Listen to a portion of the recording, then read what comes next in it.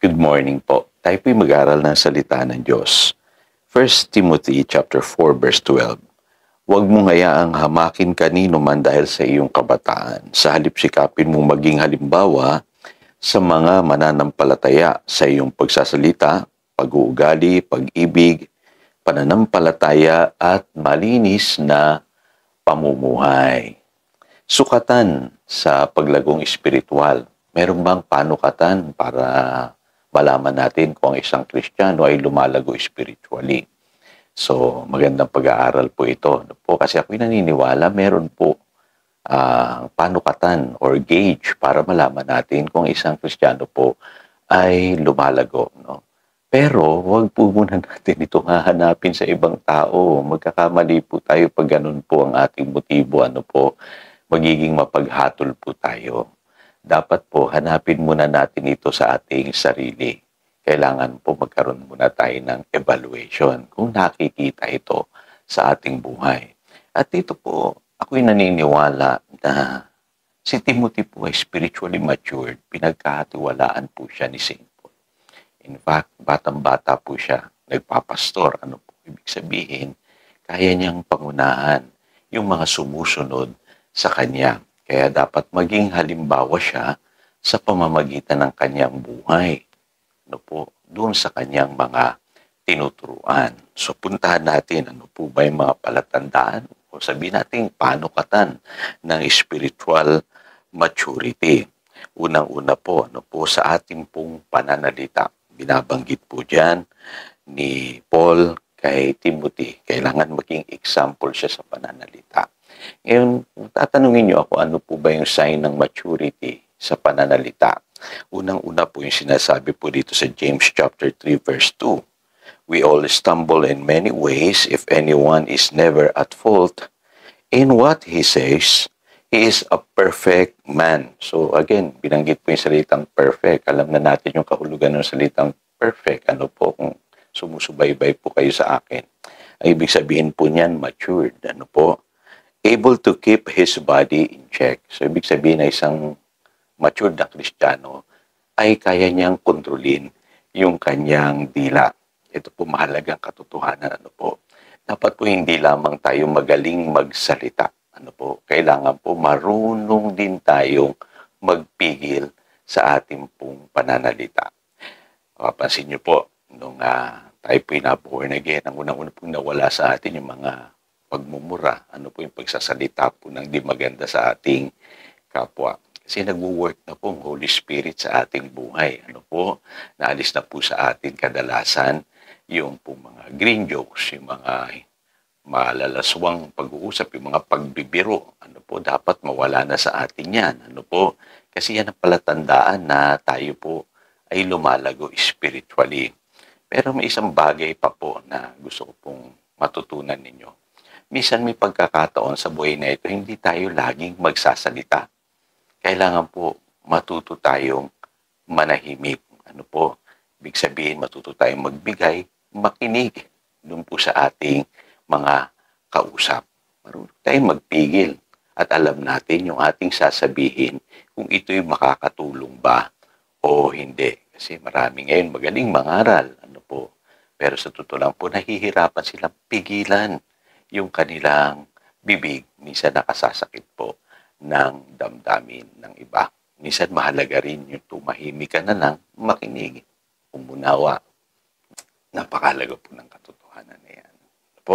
Pangalawa po, yung sinasabi sa Ephesians chapter 4 verse 29, do not let unwholesome talk come out of your mouths, but only what is helpful for building others up according to their needs. So ito magandang katotohanan.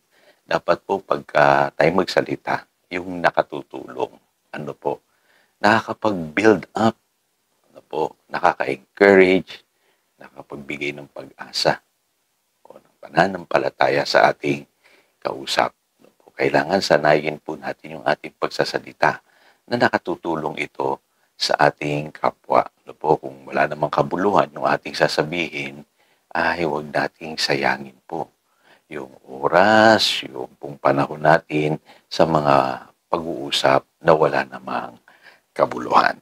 Ano po, kailangan po yung sinasabi po dito na helpful for building up others. No? Kailangan constructive na po yung ating mga sinasabi. Siguro tatanungin ng iba, pastor, hindi na ba tayo pupuna? Hindi na ba tayo magiging critical kung may mali tayong nakikita? O, so yan ang mga kadalasan gusto nating gawin, pumuna, maging critical sa ibang tao. Pero ang sabi po ng Ephesians chapter 4 verse 15, instead speaking the truth in love. Pansinin niyo, no? Yung tayo po yung magsasalita ng katotohanan, dapat po nasa espiritu lagi ng pag-ibig. Sabi diyan, we will in all things grow up into Him who is the head, that is Christ. So yun naman pala, no po, pwede naman natin sabihin yung katotohanan sa espiritu ng pag-ibig. Halimbawa, isang magulang, gusto niyang turuan yung kanyang anak. O minsan, sermon lang tayo ng sermon, no po. Pero hindi naman natin pinadadama yung pagmamahal natin muna sa ating anak. Ako po, ang payo ko sa mga magulang, mahalin niyo po muna ang inyong mga anak. Padama niyo sa kanila na mahal niyo sila. Ano po, gawin po ninyo yung mga bagay na magpaparamdam sa kanila na mahal niyo sila.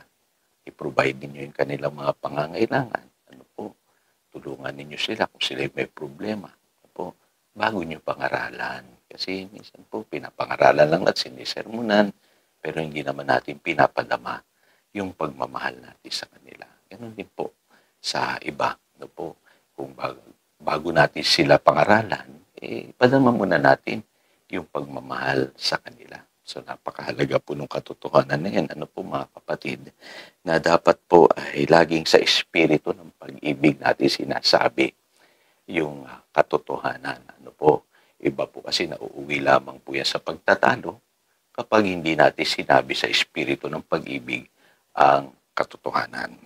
Okay, ito pang huli. Tutuloy na lamang po natin yung pag-aaral bukas. Ano po, talakayin natin yung binabanggit dito na dapat maging huwaran si Timothy in life or conduct, ano po, or way of living. Sa Biblia kasi may binabanggit po na wisdom na nagmumula sa Diyos. So ano ba yung nagagawa ng wisdom na yon?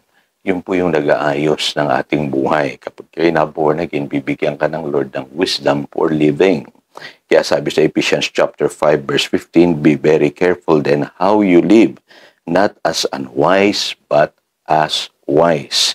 Sabi sa James chapter 3 verse 12, who is wise and understanding among you, let him show it by his good life. Yung maayos na buhay. Ano po, reflection po yan na meron ng wisdom ng Diyos na kumikilos sa iyong buhay. Ano po? So ano pong palatandaan yan? Alam niyo po yung wisdom na nagmumula sa kaaway, yan po yung paraan ng pamumuhay natin dati. Ano po? Makikita natin sa verses 15 and 16 ng James chapter 3. Yan po ay full of envy. Lagi kang naiinggit sa iyong kapwa. Meron pong selfish ambition, makasarili. Yung pong punong-puno ng disorder, kaguluhan. At sabi dyan, every evil practice. Kitang-kita po yan. Ano po, sa buhay ng mga taong wala pa pagkakilala sa Panginoon. In other words, magulo yung kanilang buhay. Ano po, makasarili. Ano po, laging naiinggit sa kapwa. At punong-puno po ng masasamang gawain. Pero yung pong taglay-taglay mo yung wisdom from heaven, binabanggit po dito sa verse 17, sabi diyan meron kang malinis na pamumuhay, pure, maibigin sa kapayapaan, peace-loving, mahinahon, considerate, mapagbigay, submissive, masipag sa paggawa ng mabuti, full of mercy and good fruit, hindi nagtatangi, hindi nagkukunwari, impartial and sincere. Sabi ng Biblia, so evident po sa iyo na mapayapa ang buhay mo, maayos ang buhay mo. Yung pong palatandaan na merong wisdom o meron kang maayos na pamumuhay. Yun po yung tinutukoy dito na maayos na pamumuhay na dapat tayo po ay maging huwaran. So again, ito si Pastor Jojo nagpapaalala upang daluyan tayo ng pagpapala, manatili tayo sa kanyang salita. Good morning.